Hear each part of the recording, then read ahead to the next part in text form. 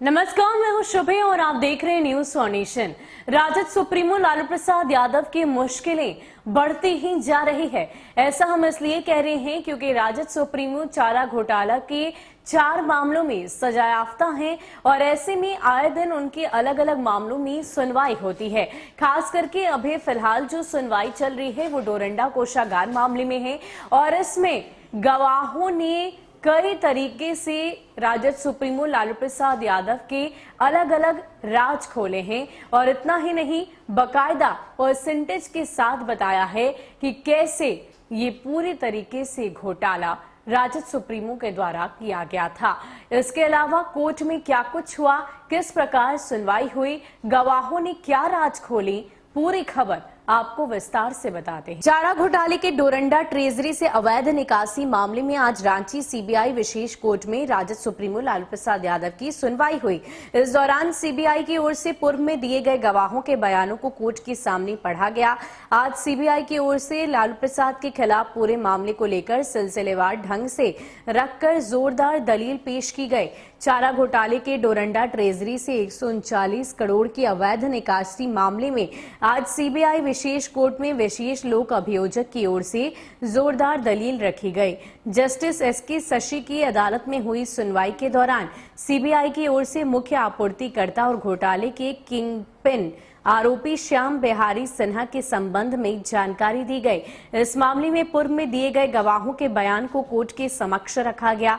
Court को बताया गया कि लालू प्रसाद की 4 बेटियां रांची स्थित बिशप विस्कॉट गर्ल्स स्कूल में पढ़ती थी और बेटियों के नामांकन फॉर्म पर लोकल गार्जियन के तौर पर श्याम बिहारी सिन्हा का नाम अंकित है। साथ ही रेफरी के तौर पर तत्कालीन मंत्री मोहम्मद इलियास हुसैन और सूरज प्रसाद का नाम लिखा गया है। सूरज प्रसाद की गवाही में इस बात का जिक्र है कि उसने इलियास हुसैन और आपूर्तिकर्ता मोहम्मद सईद के कहने पर अपना नाम रेफरी के तौर पर रख दिया। सूरज प्रसाद मोहम्मद शहीद के यहाँ नौकरी करते थे। दरअसल नामांकन के संबंध में आज सीबीआई की ओर से बिशप विस्कॉट स्कूल के प्रिंसिपल एन जैकब का बयान कोर्ट में पढ़कर सुनाया गया, जिसमें इन तमाम बातों का जिक्र है। इसके अलावा सीबीआई कोर्ट में मामलों के सबसे बड़े आपूर्तिकर्ता दीपेश चांडक की गवाही के कुछ अंश को भी पढ़कर सुनाया गया, जिसमें फर्जी आपूर्ति आदेश के द्वारा जो रुपए मिलते थे उसके बंटवारे का जिक्र किया गया। कोर्ट को बताया गया कि पैसों का बंटवारा किन किन लोगों को किया जाता था। सबसे पहले अगर परसेंटेज की बात करें तो पैसे का बंटवारा 20% आपूर्तिकर्ता को दिए जाते थे, 30% डीडीओ यानी कि आय व्यय पदाधिकारी को मिलते थे, 5% ट्रेजरी ऑफिस में जाता था, 5% क्षेत्रीय निदेशक पशुपालन को जाता था, 5% क्षेत्रीय निदेशालय को भेजा जाता था, वहीं 5% बजट ऑफिस की हिस्सेदारी थी। 30% श्याम बिहारी सिन्हा और कृष्ण मोहन प्रसाद आपस में बांटते थे। 47A/96 डोरंडा ट्रेजरी से 139 करोड़ की अवैध निकासी का ये मामला है। सीबीआई के विशेष लोक अभियोजक बीएमपी सिंह ने गवाहों के बयान को कोर्ट में जोरदार तरीके से रखा। वहीं लालू के वकील ने कहा कि सीबीआई के पक्ष रखने के बाद बचाव पक्ष अपनी बातों को कोर्ट के समक्ष रखेगा।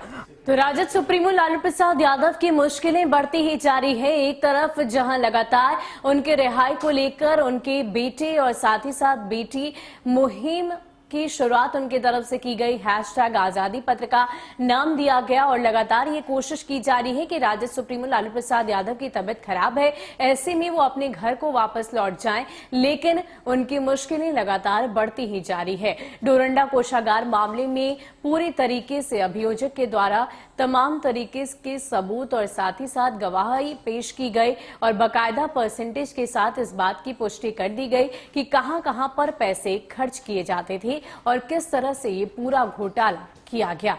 तो जाहिर सी बात है, अब कोर्ट में ये गवाही तो गवाहों की तरफ से दी जा चुकी है, लेकिन अब इस मामले को लेकर और क्या कुछ सुनवाई होती है, फिलहाल इस पर सबके निगाहें टिकी रहेंगी। फिलहाल के लिए हमें दीजिए इजाजत। नमस्कार।